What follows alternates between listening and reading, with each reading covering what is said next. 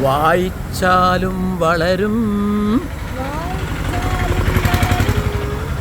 വായിച്ചില്ലേലും വളരും. വായിച്ചു വളർന്നാൽ വിളയും, വായിക്കാതെ വളർന്നാൽ വളയും.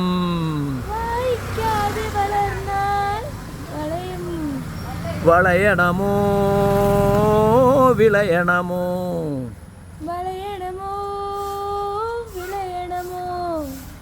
തളരണമോ വളരണമോ. ഇപ്പൊ വളരാനും വിളയാനും എന്ത് ചെയ്യണമെന്നാല് വായിക്കാം. ഓക്കെ, വായനാദിനാശംസകൾ. വായനാദിനാശംസകൾ. നമസ്കരിക്കും.